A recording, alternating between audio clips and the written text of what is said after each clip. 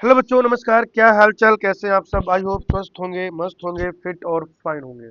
और राम राम भाई सारे ने, हर हर महादेव, बोलो जय बाबा की। बेटा आज एक नया चैप्टर शुरू करेंगे, कोशिश करेंगे कंप्लीट हो जाए। चैप्टर का नाम है बायोडाइवर्सिटी एंड कंजर्वेशन। ठीक है भाई, क्या नाम है चैप्टर का? Biodiversity, biodiversity and conservation. Biodiversity and conservation. ठीक है। क्या क्या पढ़ते हैं हम लोग इस चैप्टर में? तो एक तो हम लोग पढ़ेंगे बायोडाइवर्सिटी के बारे में। बायोडाइवर्सिटी के बारे में पढ़ेंगे बेटा। ठीक है, कि बायोडाइवर्सिटी क्या होती है, इंडिया की बायोडाइवर्सिटी क्या है, या पूरी दुनिया की अगर आप बात करें तो पूरी दुनिया की बायोडाइवर्सिटी कितनी है, किस प्रकार से कितने स्पेसी कहाँ पर पाए जाते हैं। और दूसरा हमें पढ़ना है बायोडाइवर्सिटी कंजर्वेशन। ठीक है भाई, बायोडाइवर्सिटी कंजर्वेशन, ये दो चीजें पढ़नी बेटा अपने को। मजेदार बात बताऊं, सुनो। इस चैप्टर से नीट में हर साल सवाल आता है, एवरी ईयर। अब चाहे एक सवाल आए या दो सवाल आए, लेकिन एक से दो सवाल तो आप देखिए कि हर साल पूछ लिए जाते हैं। और हम लोग पूरी पूरी, मेरी जो कोशिश है वो यही है कि पूरा का पूरा चैप्टर हम लोग क्या करें। ठीक है, इसको आज यहीं पर जो है वन शॉट में कवर कर लें। ठीक है, चैप्टर जो है कुछ कॉन्सेप्चुअल है, कुछ फैक्चुअल है, लेकिन अपने को क्या है, अपने को तो भाई पूरा पढ़ना है। नीट में अपने से कुछ भी पूछा जा सकता है ना? तो अपन तो पूरा पढ़ेंगे बेटा। चलिए ये शुरू करते हैं। कह रहा है कि अगर कोई एलियन जो है वो बाहर से आता है, समझिएगा आप बात को, कि अगर कोई एलियन जो है किसी दूर गैलेक्सी से हमारे प्लानिट में आए, हमारे अर्थ में आए, तो वो बहुत ज़्यादा भौचक्का रह जाएगा, आश्चर्यचकित रह जाएगा, अमेज्ड हो जाएगा जब वो यहाँ की बायोडाइवर्सिटी देखेगा। वो कह रहे इतना ही नहीं, अगर आप देखें तो जो एक आम आदमी है जिसका साइंस से, बायोडाइवर्सिटी से ज़्यादा लेना देना नहीं है, जो इन चीज़ों के बारे में नहीं पढ़ता, फिर वो बहुत मुश्किल से इस बात पे बिलीव करेगा, बहुत मुश्किल से भरोसा करेगा कि यहाँ पर इस धरती पे बेटा अगर आप देखें तो एंड्स की 20,000, 20,000 से ज़्यादा स्पीसीज है। ठीक है भाई, more than 20,000 species of and. Beetles की अगर आप बात करें तो लगभग लगभग 3 लाख स्पीसी है बेटा। बीटल्स की कितनी स्पीसीज है? 3 लाख। फिशेज की अगर आप बात करते हैं, अपने पास बेटा 28,000, 28,000 स्पीसीज जो है वो फिशेज की है, फिशेज। और नियरली, लगभग लगभग अगर आप देखें तो अपने पास है 20,000 स्पीसीज ऑर्किड की। ठीक है, ऑर्किड का कितने स्पीसीज है? लगभग लगभग 20,000 स्पीसीज।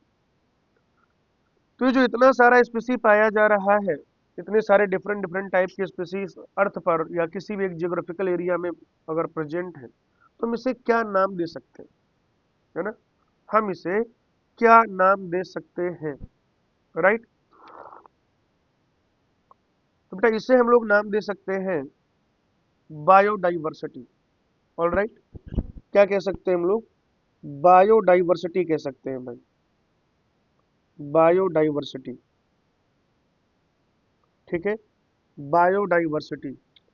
बायोडाइवर्सिटी यहाँ पर सिंपल सा मतलब क्या होगा?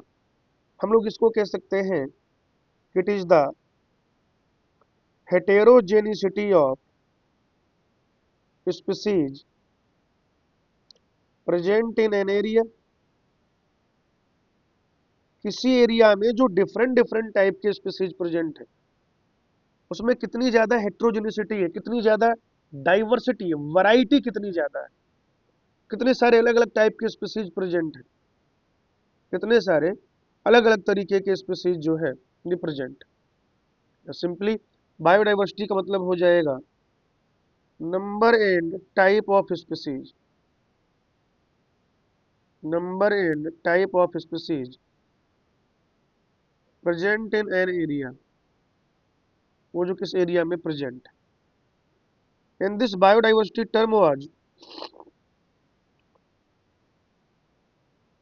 Popularised bye Edward Wilson. याद रखिएगा, इस वर्ड को ज्यादा पॉपुलर बनाया किसने बनाया भाई, तो हम लोग कहेंगे कि एडवर्ड विल्सन साहब ने। किसने बेटा, एडवर्ड विल्सन, एडवर्ड विल्सन ने। किसने बच्चों, एडवर्ड विल्सन। एडवर्ड विल्सन जो है सोशियो बायोलॉजिस्ट थे। क्या थे भाई, एडवर्ड विल्सन थे socio biologist, socio biologist, socio biologist, है ना। किस किस तरीके के स्पीसीज कहाँ पर क्या पाया जा रहा है, कितने टाइप का स्पीसीज पाया जा रहा है, इनका जो ज्यादा फोकस था वो इस बात पर था, इनका एडवर्ड विल्सन साहब का। बच्चों अब अगर आप बायोडाइवर्सिटी को देखो तो आप इसको अलग अलग तरीके से समझ सकते हो। बायोडाइवर्सिटी को आप क्या कर सकते हो, अलग अलग तरीके से समझ सकते हो। जैसे सबसे पहली चीज जो मैं आपको पढ़ाने जा रहा हूं वो हो जाएगा जेनेटिक डाइवर्सिटी। सबसे पहले जो मैं आपको पढ़ाने जा रहा हूं वो क्या हो जाएगा, जेनेटिक डाइवर्सिटी। ओके जी, जेनेटिक डाइवर्सिटी, जेनेटिक डाइवर्सिटी। बहुत आसान है इस बात को समझना, बहुत ही ज्यादा आसान है। आप सिंपली कह सकते हैं कि ये क्या है, डाइवर्सिटी एट जेनेटिक लेवल। एक लाइन के बाद क्या कह सकते हैं, diversity at genetic level, at genetic level. देखो मेरी बात समझो, मान लीजिए आपने क्या किया, आपने धान लगाया, है ना, राइस लगाया। तो राइस के जो प्लांट है उससे जो आपको राइस मिलने वाला है उसमें स्टार्च का अमाउंट, स्टार्च का जो अमाउंट है सब में एग्जैक्टली सेम हो ऐसा जरूरी है क्या, नहीं जरूरी। उसमें जो एरोमा है, एरोमा, एरोमा, वो सब में सेम हो ऐसा कोई जरूरी है क्या, नहीं जरूरी। राइट। आप आपने एक गार्डन लगाया, आपके पास सिट्रस ऑर्किड है, नींबू का बाग है, बगीचा है ना। जैसे महाराष्ट्र साइड देखो तो उधर बहुत नींबू संतरा मौसमी होता है। तो आपने अपने घर में 10 नींबू के पेड़ लगा रखे। क्या सारे पेड़ का जो नींबू आपको मिल रहा है उसमें जो सिट्रिक एसिड का अमाउंट है, सिट्रिक एसिड की जो कंसंट्रेशन है, क्या वो सेम रहेगा क्या, नहीं रहेगा, बिल्कुल नहीं रहेगा। यानी कि स्पीसीज भले ही सेम है लेकिन उसमें क्या है, अलग अलग जेनेटिक कंपोजिशन की वजह से या जीनोटाइप में थोड़ा सा चेंज आने की वजह से बहुत ज्यादा डाइवर्सिटी हो जाती है, बहुत ज्यादा डाइवर्सिटी हो जाती है बेटा। जैसे अगर आप बात करें, एक मेडिसिनल प्लांट है रवोल्फिया वोमिटोरिया, ठीक है।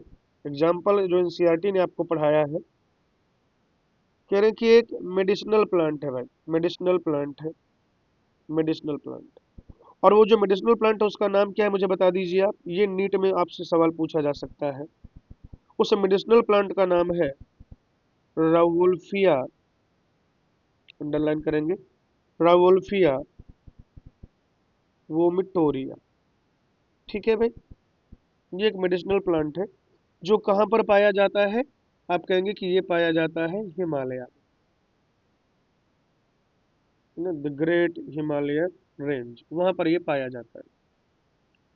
ठीक है, वहां पर ये पाया जाता है। ठीक है, वहां पर ये पाया जाता है। अब अगर मैं आपसे पूछूं कि इसमें से जो हमें केमिकल मिलने वाला है, एक जो एक्टिव केमिकल मिलता है, इस प्लांट से हमें जो एक्टिव केमिकल मिलता है रेजरपाइन। कुछ लोग रेजरपीन भी पढ़ते हैं, कुछ लोग रेजरपाइन पढ़ते हैं। रेजरपीन जो केमिकल मिलने वाला है ना, इससे जो केमिकल मिलने वाला है, क्या सारे प्लांट में इसकी जो कंसंट्रेशन होगी या ये जो रेजरपीन मिल रहा है इसकी पोटेंसी होगी, क्या वो सेम होगी क्या, नहीं होगी। अलग अलग, जैसे हिमालयन रीजन में देखें आप 10-10 किलोमीटर का अंतर लेके देख लें, 20-20, 50-50 किलोमीटर का अंतर लेकर देख लें, तो इसका जो पोटेंसी है, क्षमता, potency and concentration will be different, will be not same. Same नहीं होगा भाई, डिफरेंट होगा वो। आगे बात समझिए आप। तो ये है जेनेटिक डाइवर्सिटी। और इंडिया में तो बहुत ज्यादा जेनेटिक डाइवर्सिटी है। जैसे अगर आप बात करें राइस के बारे में, इन इंडिया, अगर आप राइस के बारे में बात करते हैं भाई, राइस के बारे में, तो हमारे पास राइस का कितना, 50,000 से भी ज्यादा, क्या बेटा, मोर देन 50,000, 50,000 से भी ज्यादा क्या है, different genetic variety, different genetic variety, strains कह लीजिए यहाँ पर आप। हालांकि वैरायटी और स्ट्रेंस को अलग अलग तरीके से समझा जा सकता है, जरूरत नहीं है आपके लेवल पर, ठीक है ना। ऐसे अगर आप बात करें तो मैंगो जो है, आम, फलों का राजा, किंग ऑफ फ्रूट्स, है ना, इसकी 1,000 से ज्यादा, मोर देन 1,000, ठीक है ना, या लगभग लगभग आप कह सकते हैं कि 1,000 जो है वो डिफरेंट वैरायटी है। ये इंडिया की बात चल रही दोस्तों, ये जो बात चल रही ना, इंडिया की बात चल रही, पूरी दुनिया की बात नहीं चल रही है। तो ये हो गया आपका जेनेटिक डाइवर्सिटी। जेनेटिक डाइवर्सिटी कि भाई जीनो टाइप में अंतर रहेगा, उसकी वजह से जिस भी केमिकल की बात कर रहे हैं, जिस भी किसी चीज की बात कर रहे हैं, उसमें डिफरेंस आएगा। This is genetic diversity, simple, है ना, कुछ भी टफ जैसा नहीं है। इसके बाद आता है बेटा species diversity. Species diversity, species diversity, दूसरी चीज जो हम लोग पढ़ते हैं, स्पीसीज डाइवर्सिटी, स्पीसीज डाइवर्सिटी। और इस स्पीसीज डाइवर्सिटी का क्या मतलब है कि diversity eight स्पीसी level, diversity eight species level, diversity eight species level. आगे बात समझ। जैसे मान लीजिए आपके पास बेटा दो एरिया है, राइट, दो एरिया है, this is area one, area थोड़ा सा बड़ा कर लेते हैं भाई, this is area one and this is area two. यहाँ पर हम मान लेते हैं कि हमारे पास कितने हैं, टोटल 100 अलग अलग स्पीसी है। यहाँ पर हम लोग मान लेते हैं जैसे अपने पास 30 स्पीसी है। तो ए वन, एरिया वन की जो स्पीसी डाइवर्सिटी है वो एरिया टू से क्या हो जाएगी, ज्यादा हो जाएगी, है ना। एरिया वन की जो स्पीसी डाइवर्सिटी है वो एरिया टू से ज्यादा हो जाएगी। और एनसीईआरटी ने जो एग्जाम्पल लिया है, उन्होंने किसका लिया है, एम्फीबियन की डाइवर्सिटी का लिया है, वेस्टर्न घाट और ईस्टर्न घाट। वो कह रहे हैं कि Western Ghats have greater amphibian species diversity, greater मतलब ज्यादा, है ना, greater amphibian species diversity, greater amphibian species diversity than Eastern Ghat, than Eastern Ghat. Eastern Ghat और वेस्टर्न घाट को अगर आप कंपेयर करें तो वेस्टर्न घाट में एम्फीबियन डाइवर्सिटी ज्यादा है, उनका स्पीसीज का नंबर वहां पर ज्यादा है। अब हमें बेटा पढ़ना है इकोलॉजिकल डाइवर्सिटी, ठीक है, इकोलॉजिकल डाइवर्सिटी। नेक्स्ट चीज जो पढ़ने जा रहे हैं वो क्या है, ecological diversity, ecological diversity, ecological diversity. और ये जो इकोलॉजिकल डाइवर्सिटी है ना, इसका मतलब क्या है कि ये हम बात कर रहे हैं डिफरेंट डिफरेंट टाइप के इकोसिस्टम्स की, है ना, डिफरेंट डिफरेंट इकोसिस्टम की बात कर रहे हैं भाई, डिफरेंट डिफरेंट इकोसिस्टम की। जैसे आप कम्युनिटी भी कह सकते हैं, ठीक है, मान लीजिए दो एरिया है, फिर से देखिए, अब दो बड़े एरिया ले रहे हैं, दो बड़े लैंडस्केप ले रहे हैं, ठीक है। यहां पर आप क्या देख रहे हो, समझिएगा कि यहां पर आपके पास सिर्फ क्या है, तीन तरीके के इकोसिस्टम है, समझिएगा, E1, E2, E3, ठीक। लेकिन ये जो एरिया है,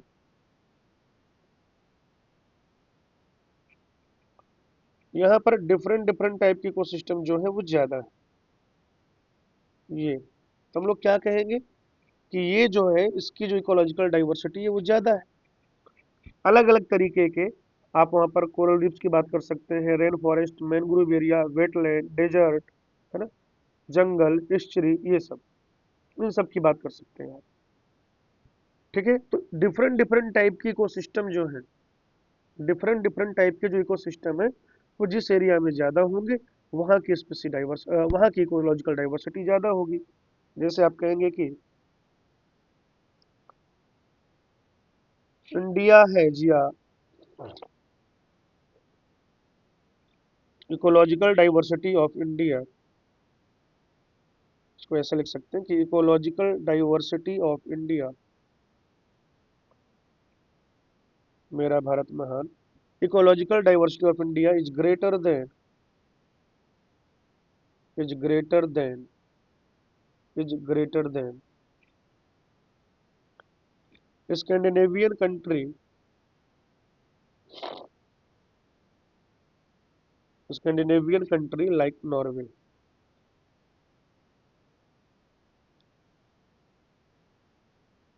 कंट्री लाइक नॉर्वे। एक लाइन की बात यह है कि डिफरेंट डिफरेंट टाइप के जो इकोसिस्टम है वो नॉर्वे में कम है, इंडिया में ज्यादा है। जैसे जब आप कम्युनिटी या इकोलॉजिकल डाइवर्सिटी की बात करते हैं, ठीक है,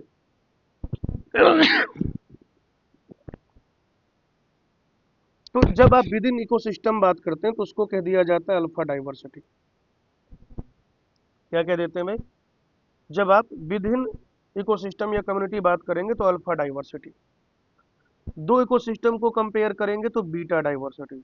और ये ऐसे पूरे बहुत सारे यहाँ पर और भी इकोसिस्टम हो सकते हैं, जैसे साइट ए, इसके अंदर डाइवर्सिटी आप चेक कर रहे हैं, है ना, किस स्पीसीज का क्या है, तो अल्फा डाइवर्सिटी। आप ए और बी को कंपेयर करें तो बीटा डाइवर्सिटी, ए और सी को कंपेयर करें तो बीटा डाइवर्सिटी, बी और सी को, ए सी, है ना, A B, A C, B C, इस तरीके से जब आप कंपेयर करेंगे तो बीटा डाइवर्सिटी।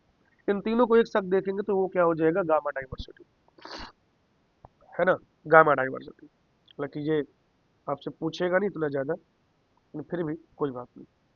अच्छा, डिफरेंट डिफरेंट टाइप के जो पैटर्न है जो हमने देखे, टाइप देखे जो बायोडाइवर्सिटी के, उसके बाद अब अगला नंबर ये है कि इंडिया में और वर्ल्ड में कितने सारे अलग अलग टाइप के स्पीसीज पाए जा रहे हैं। इंडिया में और इस पूरी दुनिया में कितने सारे अलग अलग टाइप के स्पीसीज पाए जा रहे हैं। How many species are there on earth and and how many in India. India की भी बात करनी है दोस्तों और दुनिया की भी बात करनी है। इंडिया की भी बात करनी है और पूरी पूरी दुनिया की बात करनी है बेटा, पूरी दुनिया की, ठीक है ना, पूरी दुनिया की बात करनी है, राइट। चलो, तो अगर हम लोग बात करें तो इसमें ना आपको थोड़ा सा वैरायटी मिलेगी, अलग अलग लोगों का अलग अलग मत, ठीक है ना, अलग अलग लोगों का क्या है, अलग अलग मत। एक जो एक्सट्रीम एस्टिमेट है, अगर आप एक्सट्रीम एस्टिमेट की बात करें, जो लोग बहुत ज्यादा ऑप्टिमिस्टिक होकर सोच रहे हैं कि बहुत ही ज्यादा डाइवर्सिटी है, उनका मानना है कि 20 to 50 मिलियन जो है वो इस अर्थ की स्पीसीज डाइवर्सिटी है। लेकिन एक साइंटिस्ट हुए जिनका नाम है रॉबर्ट मे, ठीक है, रॉबर्ट मे। तो अगर आप रॉबर्ट मे के हिसाब से बात करें तो रॉबर्ट मे का मानना है, रॉबर्ट मे कह रहे हैं कि जो ग्लोबल स्पीसीज डाइवर्सिटी है, जो क्या है भाई, ग्लोबल स्पीसीज डाइवर्सिटी। तो ग्लोबल स्पीसीज डाइवर्सिटी कितना है बताइएगा जरा मुझे। It is about 7 million. 7 million. Global species diversity कितना बता रहे हो? 7 मिलियन बता रहे हैं भाई। 7 मिलियन। ओके। 7 मिलियन बता रहे हैं। और ये तो 7 मिलियन का मतलब क्या हो जाएगा बताओ? 70 लाख। 1 मिलियन बराबर 10 लाख, तो 7 मिलियन बराबर 70 लाख। ये प्रेजेंट है, पूरा डिस्कवर नहीं है, इसकी खोज नहीं हुई है अभी। इसके बारे में डिटेल्स नहीं है इस पूरे 70 लाख के बारे में। 7 मिलियन एक एक स्पीसीज हम खोज नहीं पाए हैं। जैसे हम लोग क्या है, होमोसेपियंस, हमारी एक स्पीसीज हो गई, ऐसी 70 लाख स्पीसीज दुनिया में। 70 लाख। 70 लाख। 7 मिलियन। ठीक है। आईयूसीएन का जो डेटा है, ठीक है ना, आईयूसीएन, अगर आप आईयूसीएन की बात करें, मैं यहाँ पे लिख देता हूँ कि अकॉर्डिंग टू आईयूसीएन, और ये जो आईयूसीएन इसका पूरा नाम क्या है? सब लोग बोलिए जल्दी से, मैं भी लिख देता हूँ। इंटरनेशनल इंटरनेशनल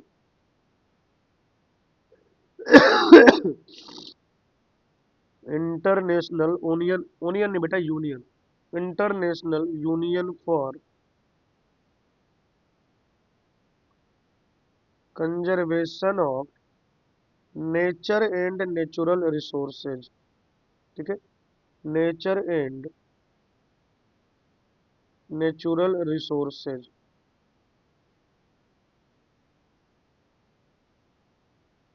ठीक है। International union of conservation of nature and natural resources. अच्छा, ये जो आईयूसीएन है ना, ये जो आईयूसीएन है बेटा, इस आईयूसीएन को, अब इसका जो ये मतलब ये क्या एक संस्था है, एक कमेटी कह सकते हैं आप। ठीक है। इसका नाम अब बदल गया है। ठीक है ना। IUCN is now WCU. WC का मतलब क्या है? World world conservation union. आप चाहे तो इसे याद रखें और चाहे तो आप इसे याद ना रखें, कोई बड़ी बात नहीं है। ठीक है ना।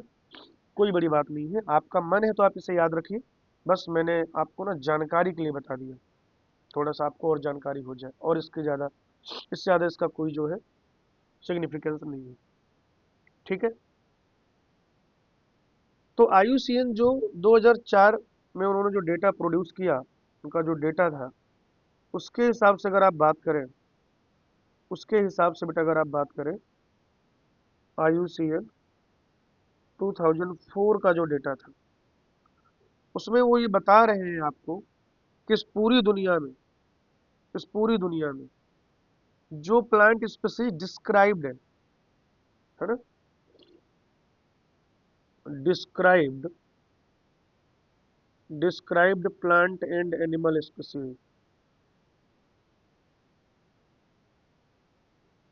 Described plant and animal species is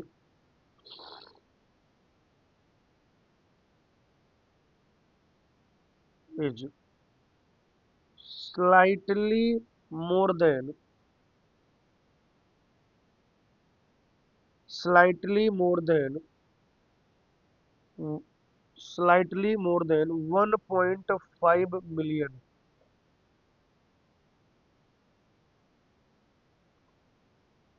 मतलब कुछ लोगों का तो यह अनुमान है, ऐसे लिख दे, नियरली 22%। कुछ लोगों का तो ये मानना था कि अरे भाई साहब 20 से 50 मिलियन है डाइवर्सिटी, लेकिन रॉबर्ट मे का जो डेटा है थोड़ा सा ज्यादा रियलिस्टिक है कि 7 मिलियन, 70 लाख के आसपास है। और उसका लगभग लगभग 22% के आसपास उसके बारे में हमें जानकारी हम डिस्क्राइब कर चुके हैं। और ये जो हम डिस्क्राइब कर चुके हैं ये कितना है? 1.5 मिलियन से थोड़ा ज्यादा, यानी लगभग लगभग कितना बेटा? 22%। लगभग लगभग 22%। आगे बात समझ। तो ये चीजें जो है अपने को ध्यान में रखनी है।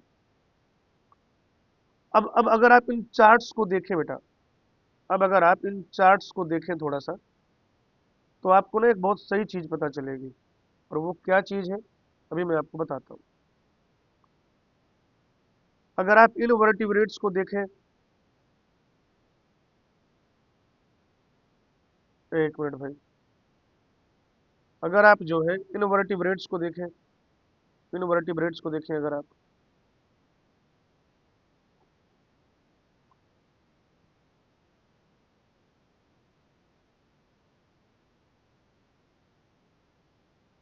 ठीक है, तो अगर आप क्या करते हैं बच्चों, इन वर्टिब्रेट्स को देखें, वर्टिब्रेट्स को देखें और फिर प्लांट्स को देखें, तो यहाँ पर क्या है, यहाँ पर क्या है बच्चों,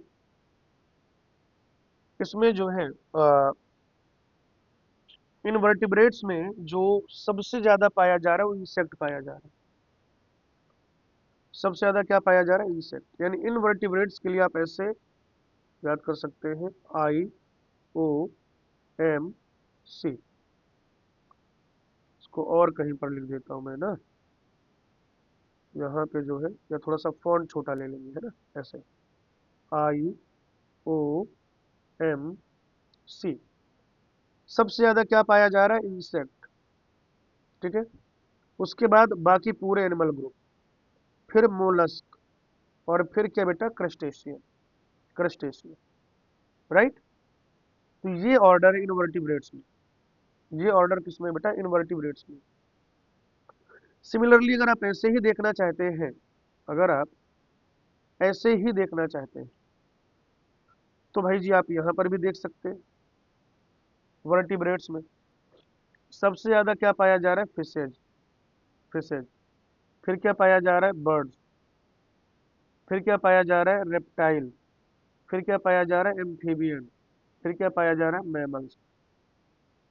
यानी इनको ऐसे याद कर सकते हैं कि सबसे ज्यादा F for fishes, then birds, then reptiles, then amphibians, then mammals, mammals. इसमें अगर आप देखें, तो इसको आप ऐसे याद कर सकते हैं, आएगा फन आगे, आएगा फन आगे, मेरा फॉर्म लेट है,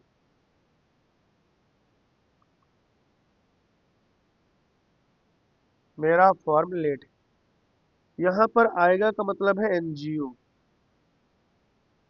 एनजीओ। फन का मतलब है फंजाई, आगे का मतलब हो जाएगा एलगी, मेरा का मतलब यहाँ पर हो जाएगा मॉस, मॉसेज। फॉर्म का मतलब हो जाएगा फर्न, और लेट का मतलब हो जाएगा, यहाँ पे कहीं लाइकेन भी लिखा होगा, लाइकेन। ऐसे ऐसे याद कर सकते हैं। यानी सबसे ज्यादा क्या भैया, एंजियोस्पर्म। उसके बाद क्या है, फंजाई। फंजाई के बाद क्या है, एलगी। एलगी के बाद क्या है, मॉस। मॉस के बाद क्या है, फर्न। और सबसे कम क्या है, लाइकेन। इस तरीके से याद कर सकते हैं, इस तरीके से आप यहाँ पर देख सकते हैं। अब इसमें कुछ इंपॉर्टेंट चीजें हैं, इसमें जो है कुछ इंपॉर्टेंट चीजें हैं।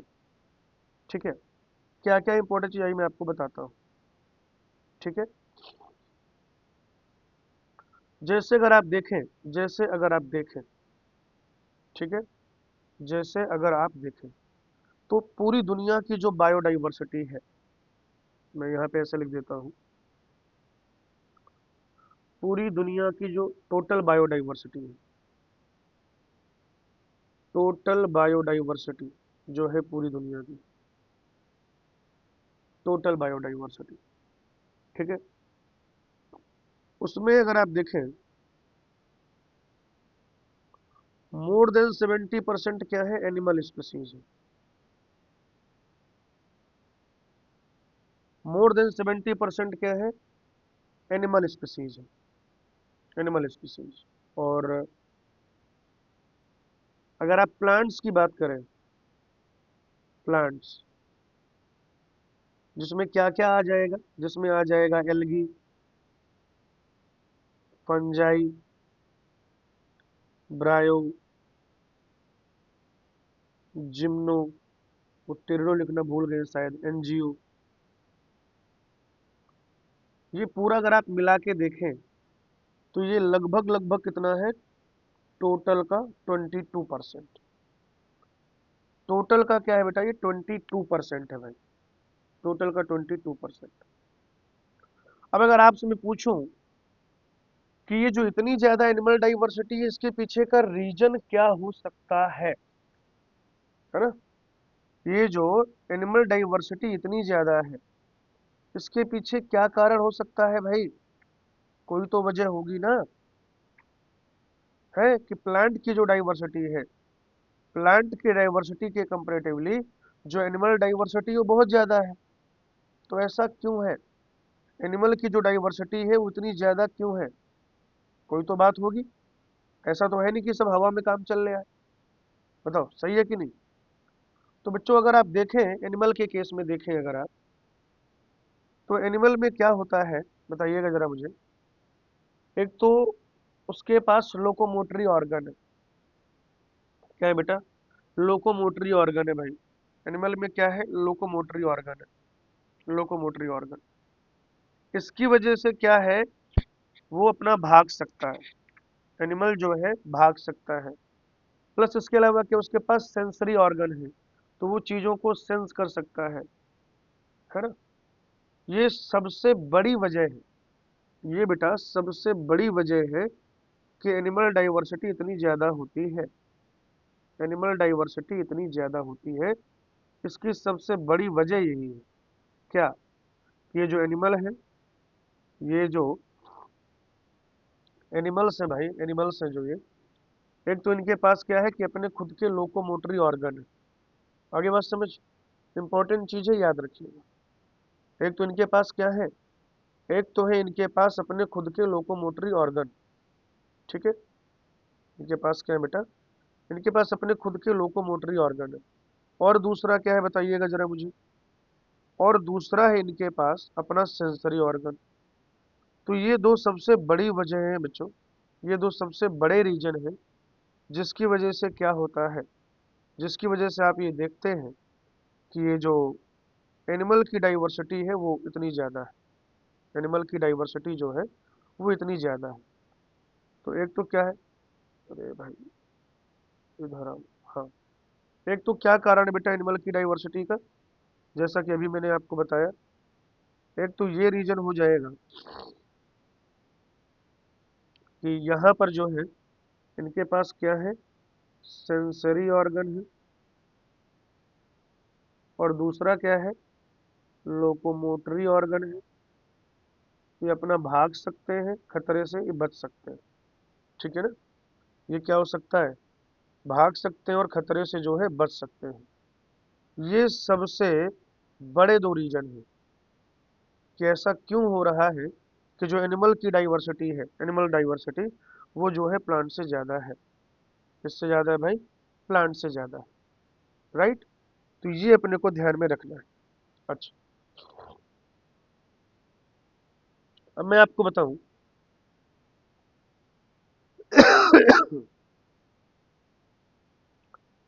ये तो बात हो गई यहाँ पर किसकी, एनिमल की। विद इन एनिमल भी अगर आप बात करें, ये भी मैं आपको बता दूं, अगर आप विद इन एनिमल बात करें, एनिमल्स की जो टोटल डाइवर्सिटी है, एनिमल्स की जो टोटल डाइवर्सिटी है, एनिमल्स की जो टोटल डाइवर्सिटी है, उसमें जो 70% है वो क्या है, इंसेक्ट है। समझ रहे हो आप, 70% क्या है, इंसेक्ट, इंसेक्ट है भाई। इसका मतलब क्या है, सिंपल सा मतलब ये हुआ कि आउट ऑफ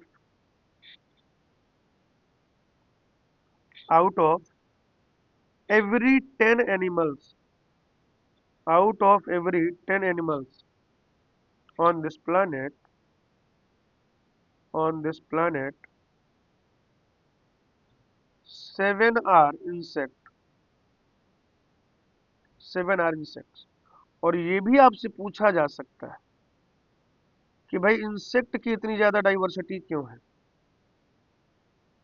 इंसेक्ट की फिर इतनी ज़्यादा डाइवर्सिटी क्यों है?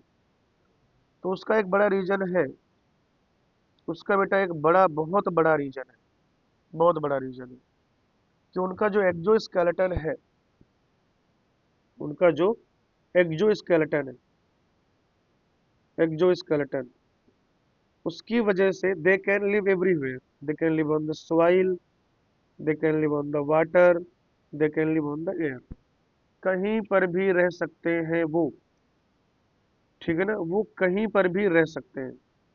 तो बच्चों ये सबसे बड़ी वजह है, याद रखिएगा, ये मैं आपको पढ़ा रहा था, ठीक है ना। यहाँ पर डाइवर्सिटी में कि इनवर्टिब्रेट का क्या है, वर्टिब्रेट का क्या है, प्लांट्स का क्या है, फिर टोटल बायोडाइवर्सिटी, इतना एनिमल, और फिर ये insect.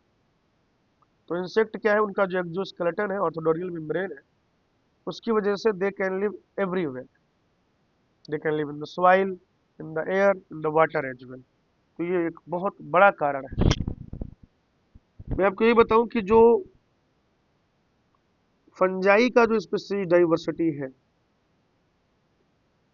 Species diversity of fungi,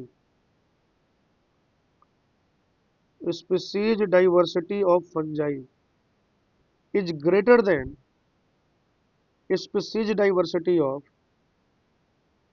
is greater than combined species diversity of combined species diversity of fishes, amphibians, reptiles and mammals, reptiles and mammals। समझ रहे हो बच्चों? यानी कि फंजाई अकेला, फंजाई की जो डाइवर्सिटी है, it is greater than fishes plus amphibians plus reptiles plus mammals, plus mammals. ये भाई पूरा माजरा कि फंजाई की अकेली की जो स्पीसीज डाइवर्सिटी है, वो फिशेज, एम्फीबियन, रेप्टाइल और मैमल से ज्यादा। ठीक है जी। और मैं आपको बताऊं कि ये जो भी कैलकुलेशन हम पढ़ रहे थे, जो भी ये सारी चीजें हम पढ़ रहे थे, इसमें प्रोकैरियोट का जो डेटा है वो सेम अभी इसमें नहीं शामिल है। ठीक है। आप कहेंगे कि in these estimates,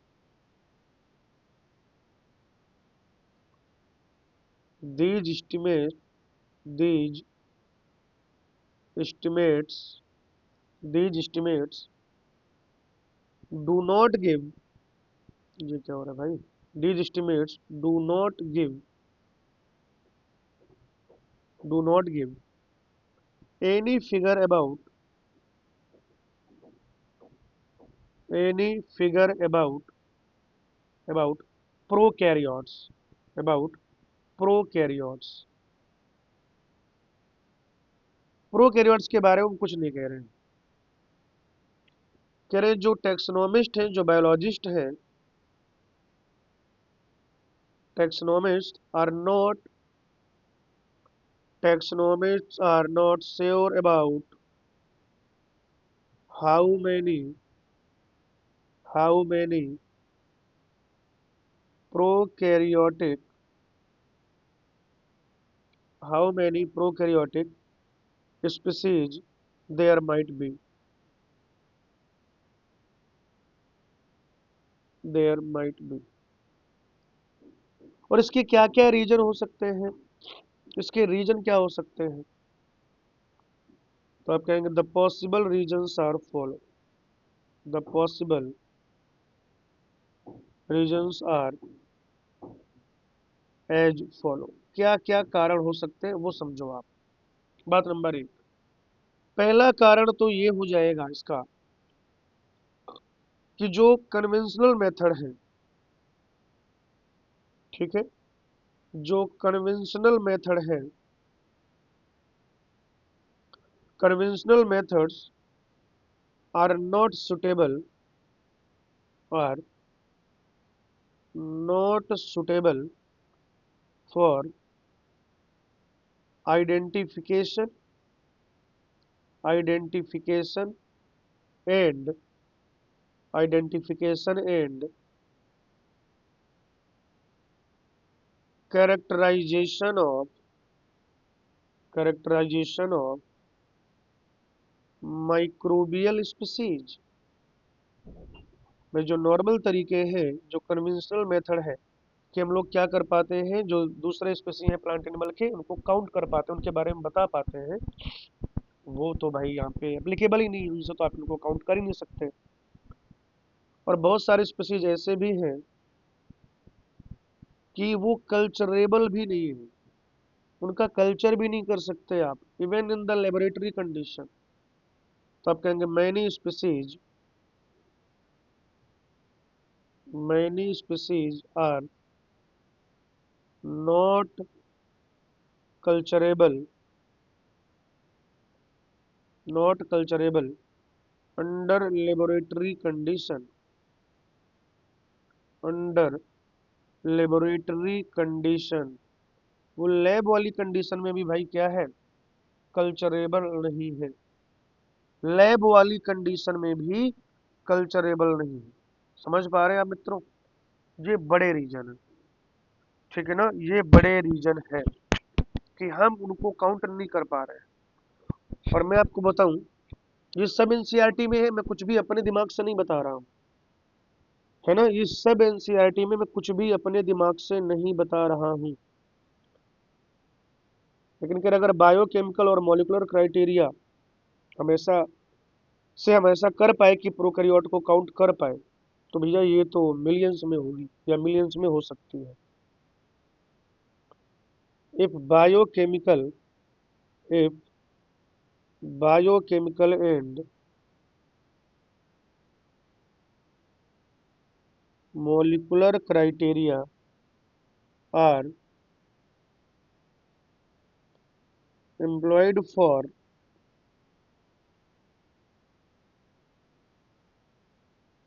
distinguishing species या prokaryotic species या distinguishing species for prokaryotes then then their diversity their diversity may run into millions।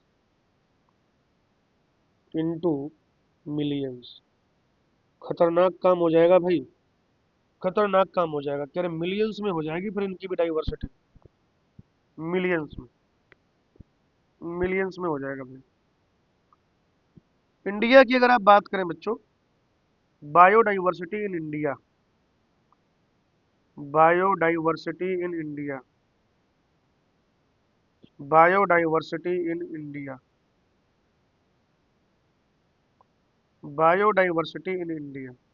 तो अगर आप इंडिया में बायोडाइवर्सिटी देखें, इंडिया में अगर आप बायोडाइवर्सिटी देखें इंडिया में, तो क्या होगा,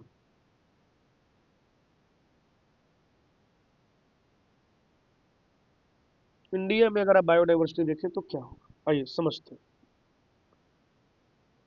बच्चों इंडिया में अगर आप देखें तो जो लैंड एरिया है, ठीक है ना, India पजेज India पजेज India पजेज words 2.5% land area,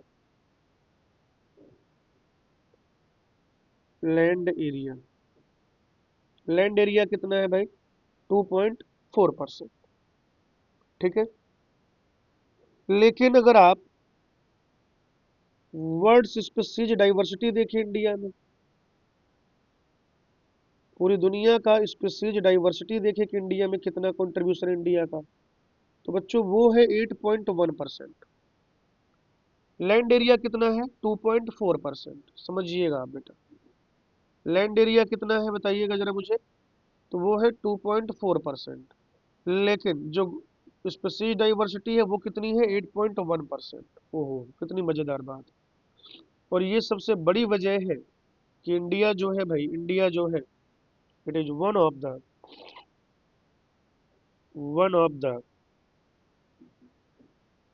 12 mega diversity countries in the world. Mega diversity का क्या मतलब हो सकता है भाई, कि जहां पे डाइवर्सिटी बहुत ज्यादा है। One of the 12 mega diversity, one of the 12 mega diversity countries,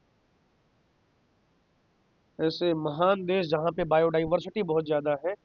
दुनिया के टॉप जो 12 कंट्री है उनमें से एक है अपना इंडिया, मेरा भारत महान। आगे बेटा बात समझ में क्लियर है यहाँ तक? बहुत बढ़िया। अगर आप इंडिया में बात करें डिस्कवर्ड स्पीसीज की, कि अभी तक कितना स्पीसीज यहाँ पे डिस्कवर्ड है, इंडिया में कितना स्पीसीज अभी तक डिस्कवर किया जा चुका है, अगर आप उसकी बात करें, ठीक है। तो प्लांट और एनिमल, वही वही अगर हम रॉबर्ट मे वाला एस्टिमेशन ले लें, वही अगर हम क्या ले लें, रॉबर्ट मे वाला एस्टिमेशन ले लें भाई, ठीक है ना। रॉबर्ट मे वाला एस्टिमेशन अगर हम ले लें, ठीक है जी। तो रॉबर्ट मे वाले ही एस्टिमेशन के हिसाब से अगर देखा जाए बच्चों, 22% के आसपास, कि 22% जो है वो क्या किया गया है, हम ये मान लेते हैं कि 22% के आसपास जो है डिस्कवर। तो अगर हम वही वाला एस्टिमेशन लगा दें यहाँ पर, तो क्या होगा, अगर हम वही वाला एस्टिमेशन लगा दें तो क्या होगा। तो बच्चों वही वाला एस्टिमेशन लगाने पर आप ये देखिएगा कि अभी तक भारत में लगभग लगभग लगभग लगभग बेटा जो प्लांट स्पीसी हैं वो खोजी जा चुकी हैं, वो खोजी जा चुकी हैं। डिस्कवर्ड प्लांट स्पीसीज कितना हो जाएगा बताइएगा जरा। डिस्कवर प्लांट स्पीसीज वो है आप कहेंगे कि नियरली 45,000। और जो डिस्कवर्ड एनिमल स्पीसीज है, जो क्या है, डिस्कवर्ड एनिमल स्पीसीज है भाई, वो क्या है, twice of plant species, twice of plant species. यानी कि हम लोग क्या कह सकते हैं, लगभग लगभग 90,000। एनिमल का 90,000 स्पीसीज जो है, एनिमल का 90,000 स्पीसीज डिस्कवर किया जा चुका है। और प्लांट का बेटा कितना डिस्कवर किया जा चुका है बताइएगा जरा मुझे। सॉरी, हाँ, प्लांट का 45,000, एनिमल का 90,000। और वही अगर 22% वाला डेटे के हिसाब से चले तो आप कहेंगे कि ये टू बी डिस्क्राइब्ड, अभी जो है कितना डिस्क्राइब करना बाकी है, प्लांट और एनिमल में डिस्कवर्ड एंड डिस्क्राइब्ड, अभी लगभग लगभग कितना प्लांट स्पीसीज है, अभी लगभग लगभग कितना प्लांट स्पीसीज है जिसको कि डिस्कवर करना और डिस्क्राइब करना अपने लिए अभी बाकी है। तो वो हो जाएगा मोर देन 1 लाख, 1 लाख से ज्यादा। और अगर आप एनिमल की बात करें, अगर आप बच्चों एनिमल्स की बात करते हैं, एनिमल स्पीसी, एनिमल स्पीसी, तो वो है मोर देन 3 लाख। ओ भाई साहब, यानी कि 3 लाख से ज्यादा एनिमल स्पीसीज खोजा जाना बाकी है। और अगर आप देखें तो 1 लाख से ज्यादा, 1 लाख से ज्यादा प्लांट स्पीसीज जो है, प्लांट स्पीसीज जो है वो खोजा जाना बाकी है, ठीक है ना, राइट। तो ये चीज अपने को ध्यान में रखना है भाई, राइट। तो ये हमने बात कर ली कि दुनिया में कितना स्पीसीज है और इंडिया में कितना स्पीसीज है। आइए अब हम बात करते हैं पैटर्न ऑफ बायोडाइवर्सिटी की। अब हम बात करेंगे पैटर्न ऑफ बायोडाइवर्सिटी की, ठीक है। अब अपन बात करेंगे बेटा पैटर्न ऑफ बायोडाइवर्सिटी की, पैटर्न ऑफ बायोडाइवर्सिटी। ओके बेटा, पैटर्न ऑफ बायोडाइवर्सिटी।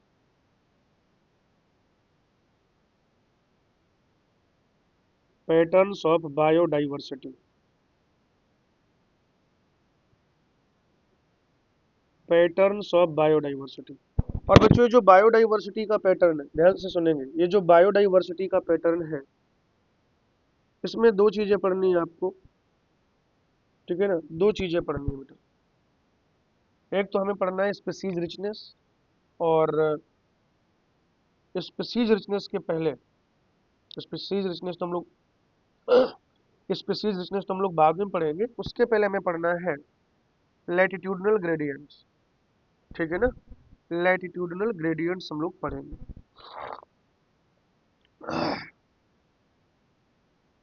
तो मैं लिख देता हूँ यहाँ पे, हेडिंग डाल देता हूँ।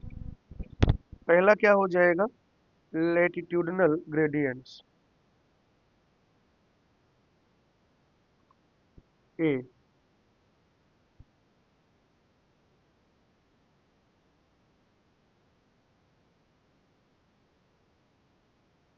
Latitudinal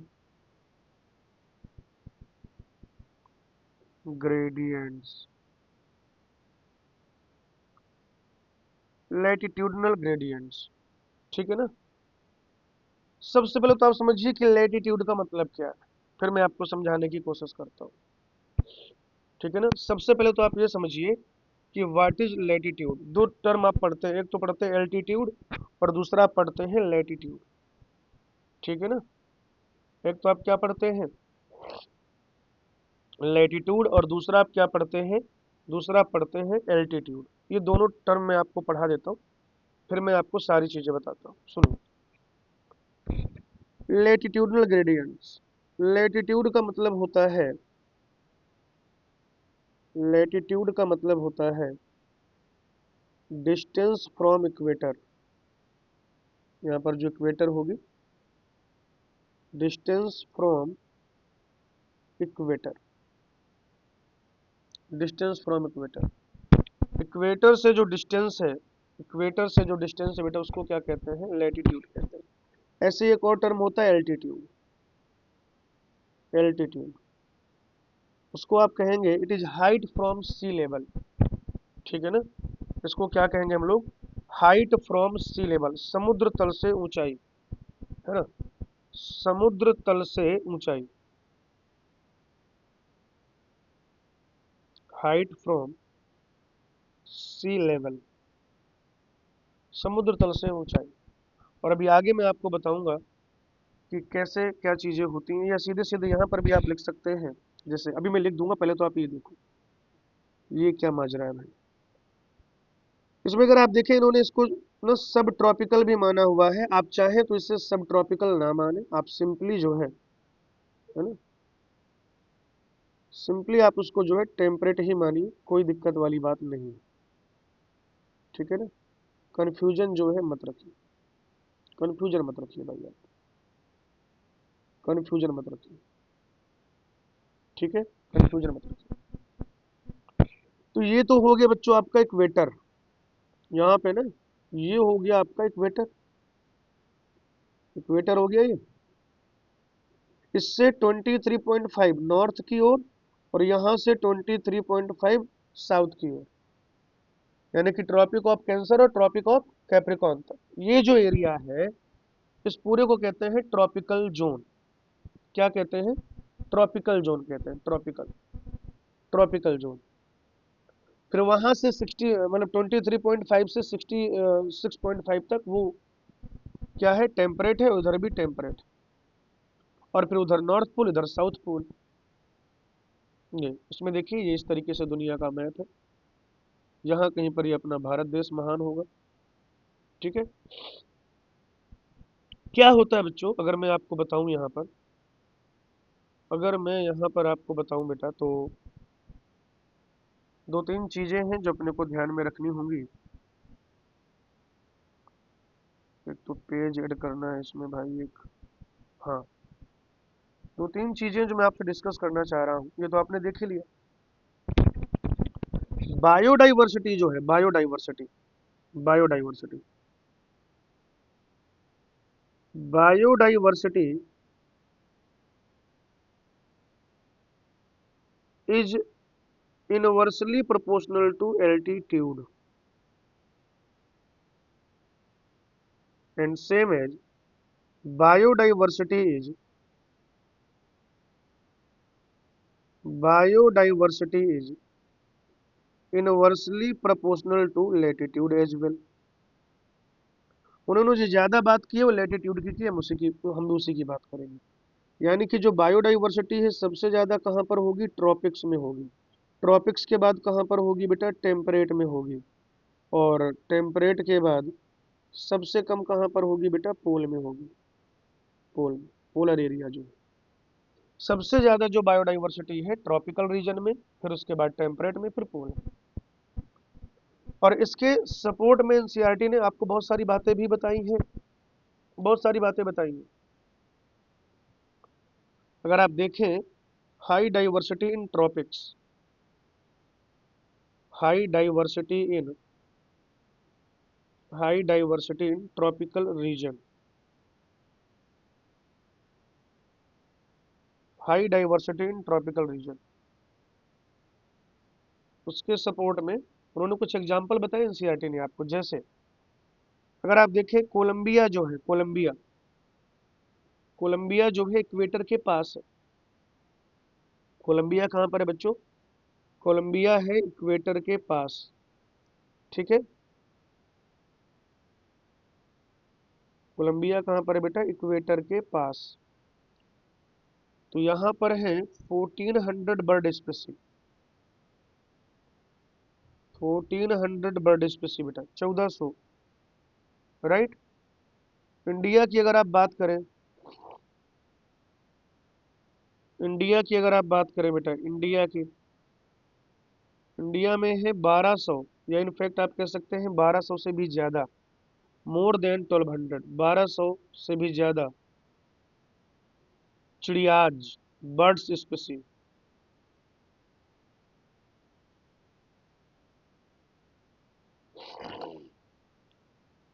birds स्पीसी।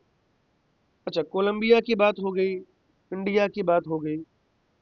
अगर आप न्यूयॉर्क की बात करें, न्यूयॉर्क, न्यूयॉर्क जो किधर है, आप कहेंगे कि ये है 41 डिग्री नॉर्थ, 41 डिग्री नॉर्थ। तो न्यूयॉर्क में 105 स्पीसी है बेटा बर्ड की, 105 बर्ड स्पीसी।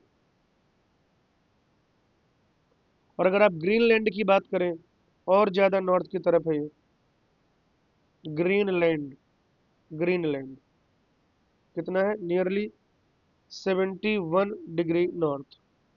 तो यहाँ पर केवल और केवल 56, 56 स्पीसी है बेटा बर्ड की। तो आप देख रहे हैं कि जैसे जैसे आप इक्वेटर से दूर जाते जा रहे हो, ठीक है ना, जैसे जैसे आप इक्वेटर से दूर जाते जा रहे हो, बायोडाइवर्सिटी क्या होती जा रही भाई, कम होती जा रही। बायोडाइवर्सिटी जो है वो क्या होती जा रही बेटा, कम होती जा रही है। ऑलराइट, ये वाली बात है। जैसे जैसे आप इक्वेटर से दूर जाते जाएंगे, वैसे वैसे क्या होगा, जो बायोडाइवर्सिटी है वो होती जाएगी कम। ऑलराइट, और ये आप इन एग्जांपल्स के थ्रू भी समझ सकते हो। ये जो बात है, ये आप इन एग्जांपल्स के थ्रू भी समझ सकते हो। और इसके अलावा वो आपको एक और बात बता रहे हैं, पर क्या कह रहे हैं वो कह रहे हैं कि जो इक्वाडोर है, इक्वाडोर क्या है बेटा, इक्वाडोर जो है, इक्वाडोर, और इक्वाडोर कहाँ पर है, वो है ट्रॉपिकल रीजन में, ट्रॉपिकल रीजन, राइट। और उसका कंपैरिजन उन्होंने किससे किया हुआ है बताइएगा जरा। जैसे अगर आप देखें, कह रहा है कि mid waste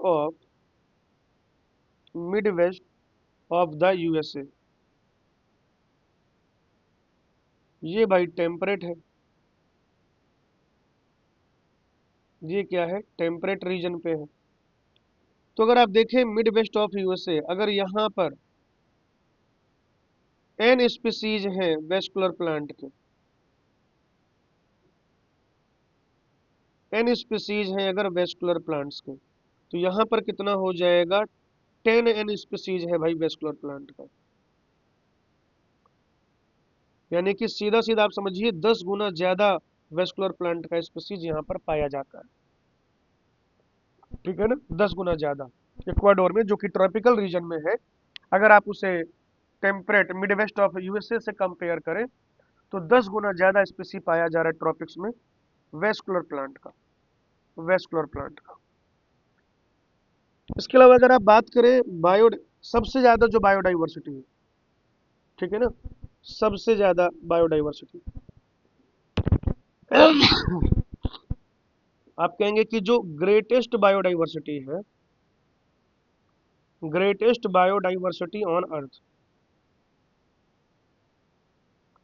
greatest biodiversity on earth, वो किसकी है भाई बताओ जरा मुझे। वो है जो अमेजन के रेन फॉरेस्ट है, अमेजोनियन रेन फॉरेस्ट। ठीक है भाई, अमेजोनियन रेन फॉरेस्ट कहाँ पर है ये भाई बताओ जरा, ट्रॉपिकल रीजन में है। कहाँ पर है ये, ट्रॉपिकल रीजन में है। अगर आप यहाँ पर देखो भाई, यहाँ पर अगर आप देखो, ठीक है, अगर आप यहाँ पर देखो तो रेप्टाइल का कितना स्पीसीज है बताइएगा जरा। रेप्टाइल का है 378 स्पीसीज, रेप्टाइल का। मैमल्स का कितना है बच्चों, तो मैमल्स का है यहाँ पर 427। एम्फीबियन का भी इतना ही है, मैमल्स और एम्फीबियन, एम्फीबियंस का भी कितना है 427 स्पीसीज। रेप्टाइल का 378, मैमल्स और एम्फीबियन का कितना है बताइएगा जरा, 427। अच्छा, बर्ड्स का अगर आप बात करें तो बर्ड्स का हो जाएगा लगभग लगभग 1300, 1300 स्पीसीज। फिशेज अगर आप देखें तो ये है 3000, 3000, 3000 स्पीसीज, 3000 स्पीसीज, राइट, फिशेज का।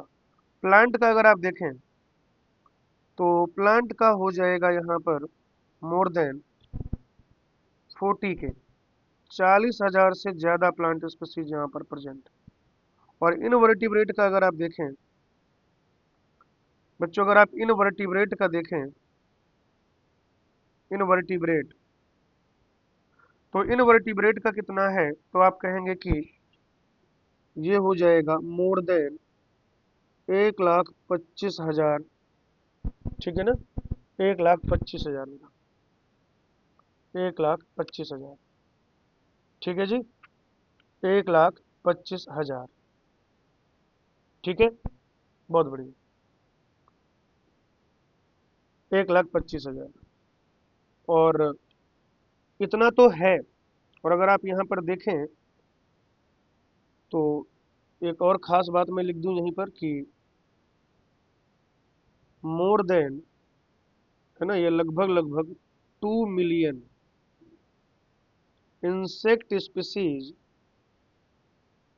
2 million insect species yet to be discovered, yet to be discovered। ठीक है ना, 2 million insect species yet to be discovered, लगभग लगभग 2 मिलियन, मतलब गिरी से गिरी हालत में आप ये मान के चलिए कि 20 लाख इंसेक्ट स्पीसीज अभी भी यहाँ पर डिस्कवर करना बाकी है। ये और बड़ी बात होगी भाई जी, ये जो है और बड़ी बात होगी। ठीक है, चल, अब अगली चीज ये है कि भाई यहाँ पर डाइवर्सिटी इतनी ज्यादा क्यों है, why, WH why biodiversity, why biodiversity is rich in tropics. ऐसे क्या कारण है, ऐसे कौन से रीजन है कि वहां पर जो है बायोडाइवर्सिटी बहुत ज्यादा है, वाई, WH वाई। ठीक है जी, मैं आपको बताता हूँ कि ऐसे क्या रीजन है कि वहां पर जो बायोडाइवर्सिटी है वो बहुत ज्यादा है, बहुत ज्यादा है बायोडाइवर्सिटी। ठीक है, बात नंबर 1, कह रहे हैं कि जो स्पीसीज फॉर्मेशन है, यानी कि स्पेसिएशन, स्पेसिएशन मतलब species formation is a function of time, is a function of time. ठीक है, ये टाइम का फंक्शन है भाई। और टेम्परेट में क्या है, लगातार डिस्टरबेंस होते रहे, लगातार क्या होते रहे, डिस्टरबेंस। आप कहेंगे कि temperate areas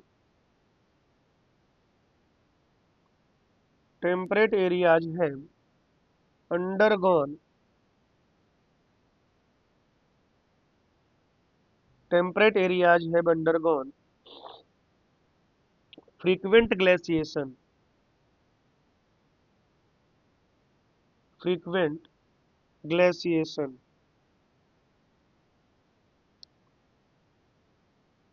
in the past. ठीक है, frequent glaciation in the past and it killed. भाई जब ग्लेशिएशन हुए तो वहां पे बहुत सारी स्पीसीज मर भी गई। It killed most of the species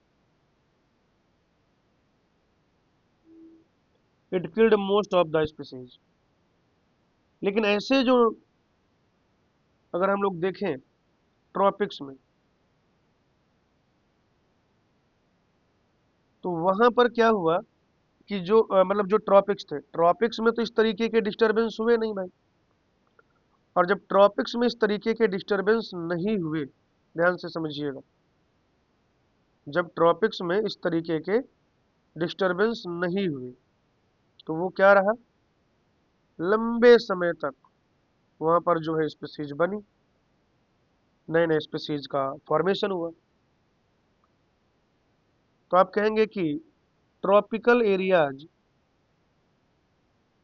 tropical areas remain undisturbed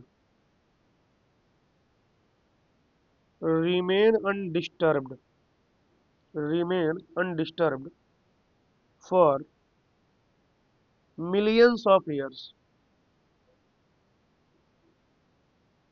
millions of years and thus, और इस प्रकार, and thus and thus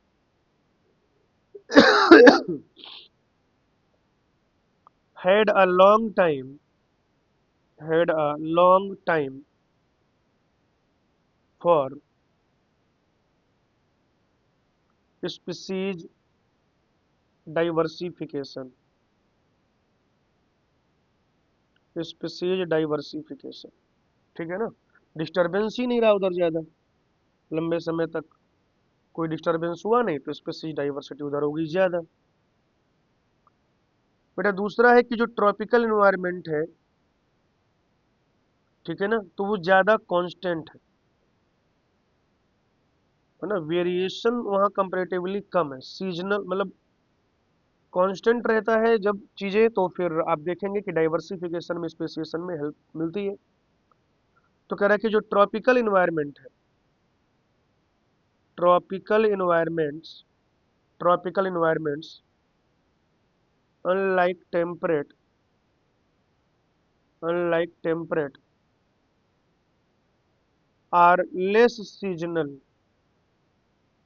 are less seasonal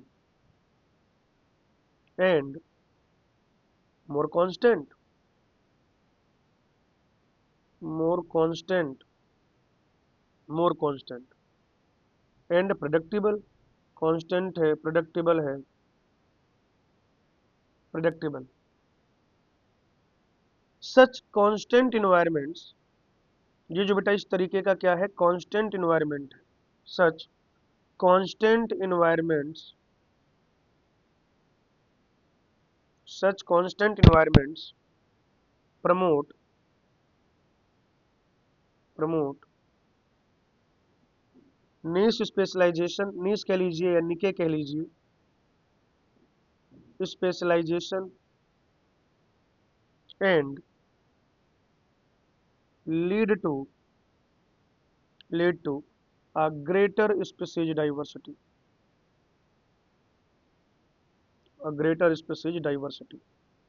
बच्चों यहाँ पर एक चीज आप ये समझिएगा, निके का मतलब क्या होता है, कोई भी ऑर्गेनिज्म, कोई भी स्पीसीज कहाँ पे रह रही है, क्या खा रही है, क्या कर रही है, क्या उसका फंक्शन है, क्या रोल है, क्या कितना वो चीज़ों को टॉलरेट कर पा रही है, यही सब मिला के क्या कह दिया जाता है बेटा, नीके कह दिया जाता है।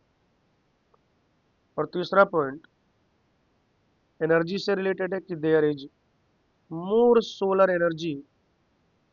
नीके समझ में आया कि नहीं, पहले तो ये बताओ।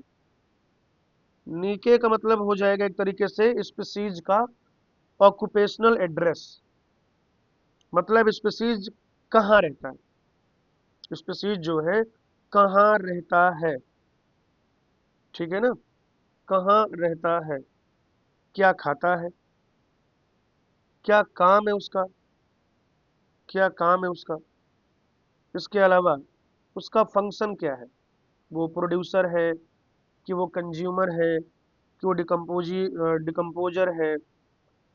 तो ये सब मिलके क्या करता है भाई, ये सब मिलके निश निश या निके कहलाता है। अब आप समझिए होगा क्या कि जब सीजनल वेरिएशन होंगे कम, जब सीजनल वेरिएशन कम होंगे, या इसको आप ऐसे समझिए कि जब इन्वायरमेंट कांस्टेंट रहेगा तो उस हिसाब से उसे मालूम है कि उसे कहाँ रहना है, क्या क्या करना है, क्या खाना है, या क्या टॉलरेंस है उसकी, टेम्परेचर को कितना टॉलरेट कर पाता है, मैक्सिमम टेम्परेचर कितना टॉलरेट कर पाएगा, मिनिमम टेम्परेचर कितना टॉलरेट कर पाएगा। तो ये जो सारी चीजें हैं बच्चों, ये सब मिला के क्या है, नीचे। और अगर इन्वायरमेंट कैसा है, प्रिडिक्टेबल है, कांस्टेंट है, तो नीचे स्पेशलाइजेशन होगा प्रॉपरली, ठीक है ना। और इस हिसाब से फिर आप ये देखेंगे कि वहां पर जो है स्पीसीज डाइवर्सिटी जो है ज्यादा हो। तो ये हो गया आपका नीच वाला पॉइंट। अब मैं आपको बता देता हूँ कि तीसरा पॉइंट सोलर एनर्जी से रिलेटेड है कि भाई सोलर एनर्जी ज़्यादा है, सूर्य का प्रकाश ज़्यादा मिल रहा है।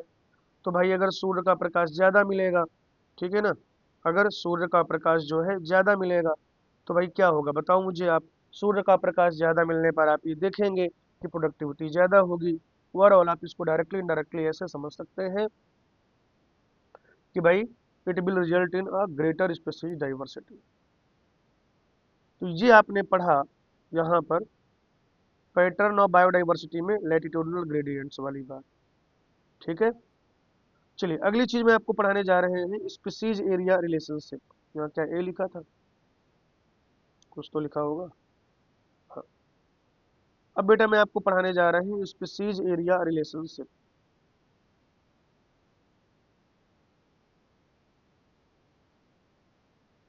स्पीसीज एरिया रिलेशनशिप,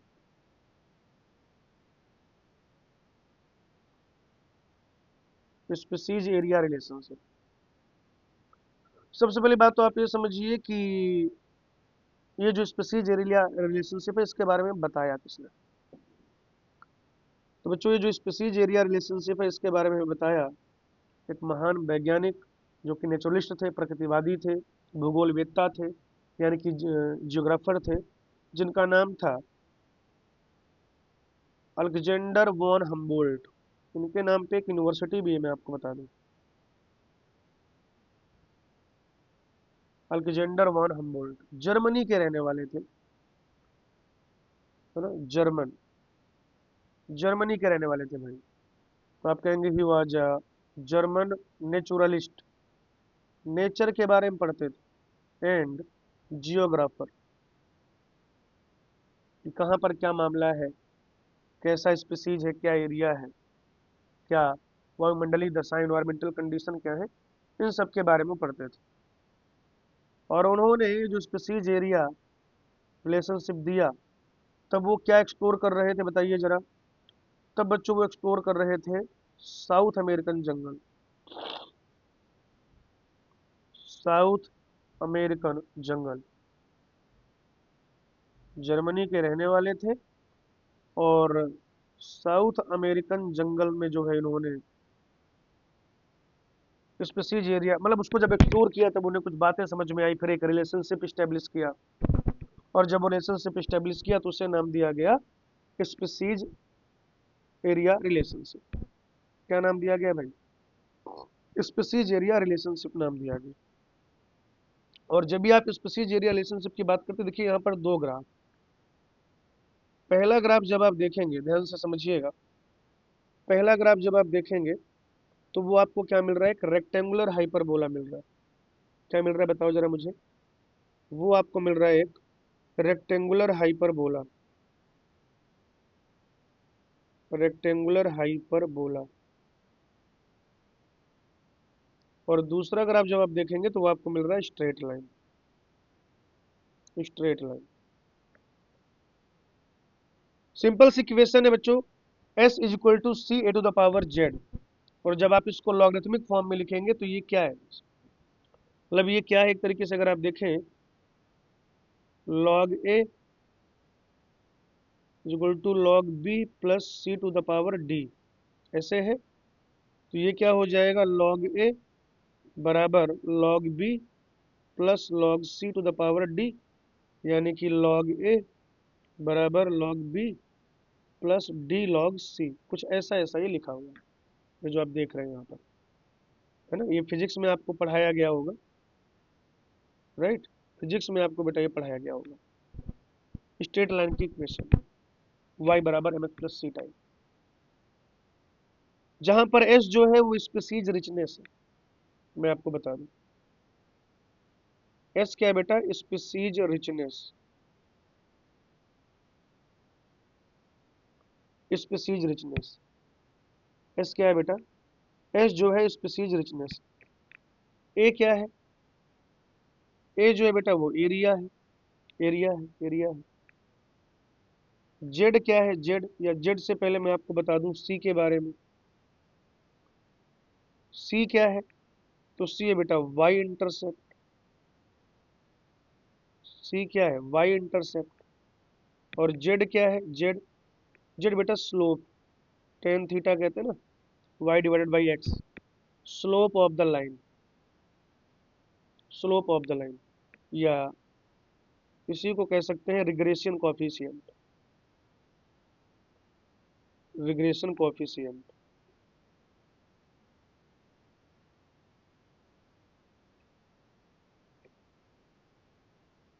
और जेड की जो वैल्यू है, अच्छा पहले तो मैं आपको एक चीज ये बता दूं, ठीक है ना। पहले तो बेटा मैं आपको एक चीज ये बता दूं यहाँ पर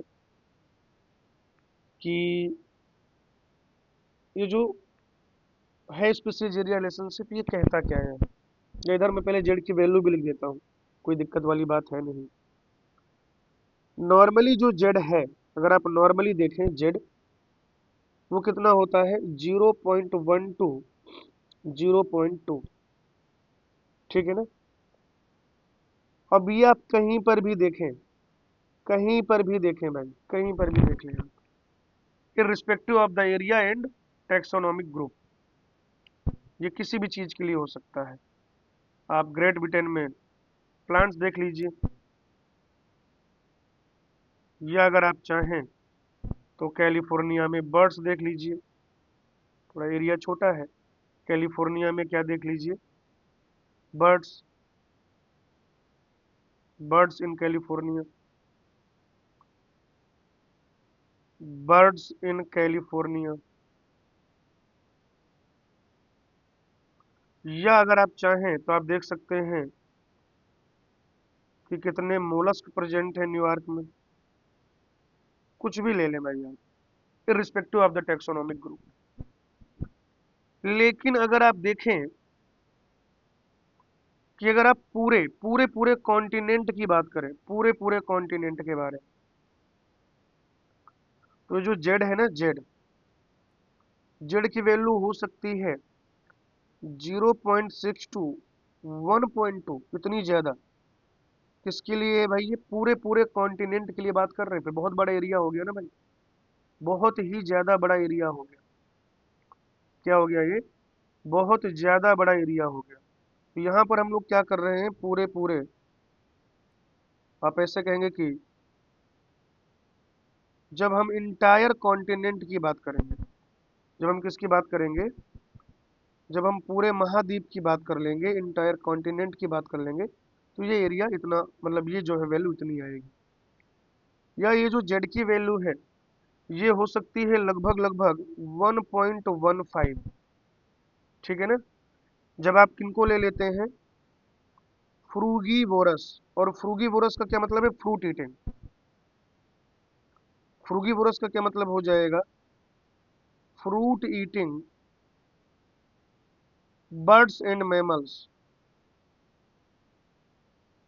fruit eating birds and mammals in in tropical forest of of different continents.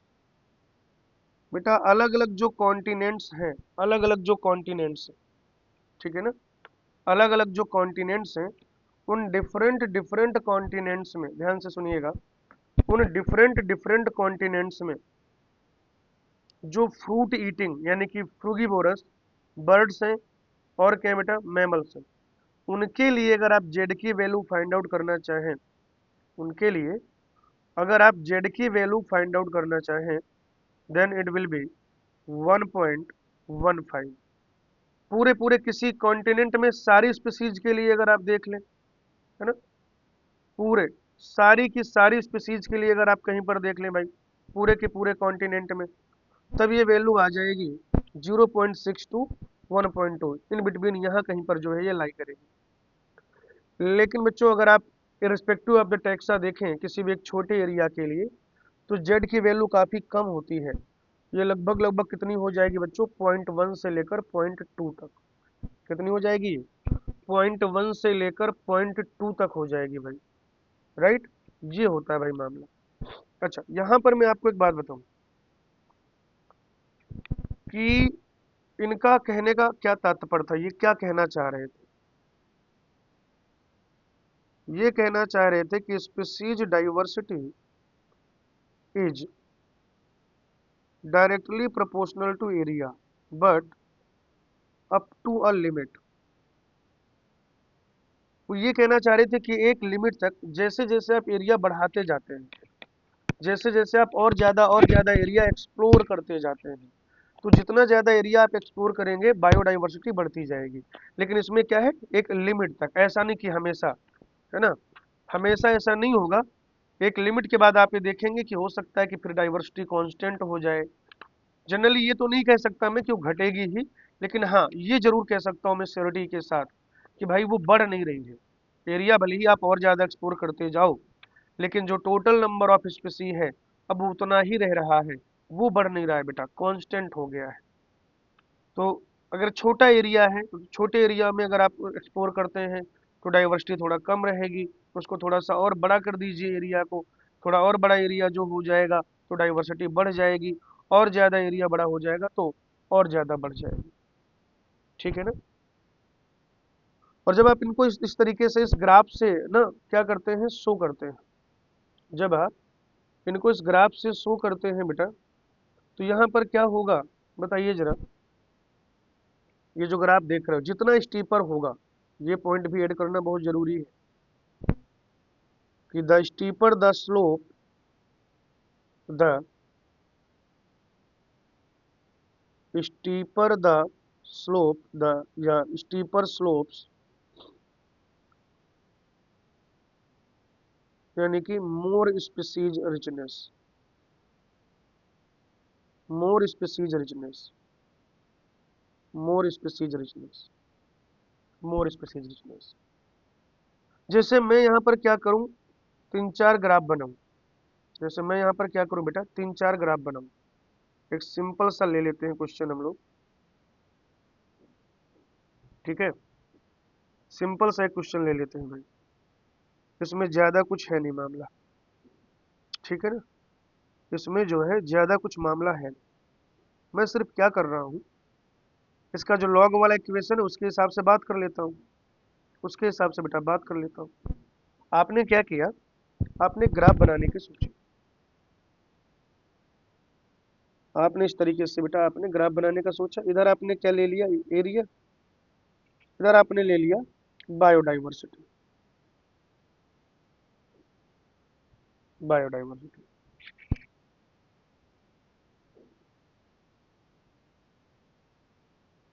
अभी चार लाइन है भाई, ए बी सी और डी, और यहाँ कहीं पर मैं एक एरिया ले लेता हूँ ऐसे,